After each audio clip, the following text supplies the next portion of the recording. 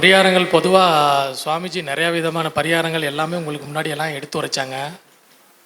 கோவில் வழி பரிகாரங்கள், தானம், யக்ஞம், இது போன்ற பல பரிகாரங்கள் எல்லாம் இருந்தாலும் கூட பரிகாரங்களை ஆரம்பிக்கிறோம் அப்படிங்கிறதுக்கு முன்னாடி ஒரு சில விஷயங்களை நாம் உறுதிப்படுத்திக்க வேண்டியதாக இருக்குது. எதில் அப்படின்னு கேட்டிங்கன்னா, திருமண விஷயத்தில்.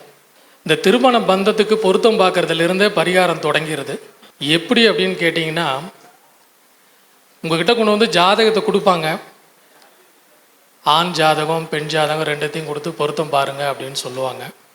இந்த ரெண்டு ஜாதகமே ஒரே முறைப்படி கணிக்கப்பட்டிருக்கான்னு பார்க்குறதே முதல்ல ஒரு பரிகாரம். இல்லைன்னா ஆரம்பம் கோணைனா முதல்ல கோணைனா முற்றிலும் கோணைங்கிற மாதிரி ஆகிடும். அப்போ ரெண்டு ஜாதகமே திருக்கணிதம்னா திருக்கணிதம், வாக்கியம்னா வாக்கியம், எந்த முறையில் கணிச்சிருக்கு அப்படிங்கிறத சரி பார்த்துக்குங்க.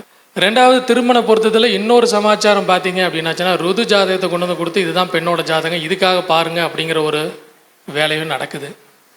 அப்போ ஜோதிடர்கள் அதையும் கவனத்தில் எடுத்துக்கணும். ருது ஜாதகத்தை பொருத்தத்துக்கு எடுத்துக்க கூடாது, பிறப்பு ஜாதகத்தை மட்டுமே எடுத்துகிட்டு பயன்படுத்தணும்.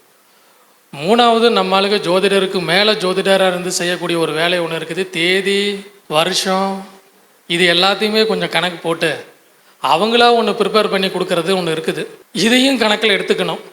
இன்றைக்கி நவீன யுகத்தில் கம்ப்யூட்டர், ஆப்பு எல்லாமே கையில் வச்சுருக்கோம். நாம் அவங்க கொடுக்குற தரவுகள் எல்லாமே சரியாக இருக்குதா அப்படிங்கிறத தயவு செய்து ஒரு தடவைக்கு 2 தடவை செக் பண்ண பிற்பாடு தான் இந்த பொருத்தத்துக்குள்ளே காலே வைக்கணும். இல்லை ஜோதிடர் சொல்லி தான் இப்படி ஆகி போச்சுன்னு வாழ்நாள் பூரா தீராத பள்ளி சேர்ந்துடும். ஸோ ஜோதிடர் ஆகிய நாம் ஒரு தரவுகளை கையில் வாங்கின பிற்பாடே அது சரியாக இருக்கா அப்படிங்கிறத முதல்ல எல்லாத்தையும் அலசி பார்த்துருங்க. அதுக்கு அப்புறமா பொருத்தத்துக்குள்ளே போங்க. ஸோ இப்போ சொன்ன இந்த 3மே முதல் பரிகாரம் நமக்கு நாமே சரியாக இருந்துக்கிறக்கு. அப்புறம் அவங்களுக்கான பரிகாரத்துக்கு போய்க்கலாம். இந்த ஆண் பெண் ஜாதகத்தில் திருமணத்துக்கு பலவிதமான தடைகள் ஏற்படுது, தாமதம் ஏற்படுது, விவாகரத்தும் ஏற்படுது. இது எதனால் அப்படிங்கிறத பார்க்கணும். இருபாலரோட ஜாதகத்தில் செவ்வாயோ சுக்கிரனோ ஜாதகத்தில் ஏதாவது நீச்சமாக இருக்கா அப்படிங்கிறது முதல் கவனிச்சுக்கோங்க. இது ஒரு நோட்டு.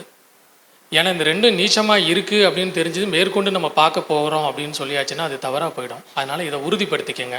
அதே போல் லக்னத்திலேருந்து 2, 4, 7, 8, 12 மாந்தி அப்படிங்கக்கூடிய கிரகங்கள் இருக்குதா அப்படிங்கிறத கவனிங்க. பொதுவாக தமிழ்நாட்டில் ஜோதிடம் பார்க்குறவங்க, பொருத்தம் பார்க்குறவங்க மாந்தியை ஜாதகத்தில் கணக்கில் எடுத்துக்கிறது இல்லை. இருந்தாலும் இப்போ சொன்ன இந்த 2, 4, 7, 8, 12 மாந்தி இருந்தது அப்படின்னு சொல்லியாச்சுன்னா அவங்களுக்கு பித்தூர்கள்னால தடை தாமதங்கள் ஏற்படும். அப்போ அவங்களுக்கு நம்ம என்ன சொல்லணும், இந்த பித்தூர் கர்மா உங்களுக்கு தடை ஏற்படுத்தி இதுக்கான நிவர்த்தியை செய்துட்டு அதுக்கப்புறம் திருமண பொருத்தத்துக்கு வாங்க அப்படின்னு சொல்லணும். இது ரொம்ப முக்கியமானது. நம்ம பார்க்குற இந்த தமிழ்நாட்டில் அதிகமான பேர் இதை கணக்கில் கொள்றதில்லை. ஆனால் இதை கணக்கில் எடுத்துக்கணும். இதையும் தீவிரமாக சோதித்து பார்க்க வேண்டிய விஷயமா இருக்குது.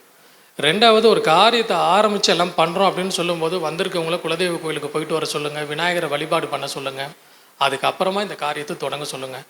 ஏன்னா மற்றது எல்லாமே வந்த பிற்பாடோ இல்லை வரும் முன்னாடி யோசித்து யூகித்து செய்வாங்க. திருமணம் அப்படிங்கிறது அப்படி இல்லை, ரொம்ப நாள் கனவாக இருக்கும். அப்போ இதையெல்லாம் முன்கூட்டியே பார்த்து பண்ணணும் அப்படிங்கிறது ரொம்ப முக்கியம், மனசில் வச்சுக்கலாம்.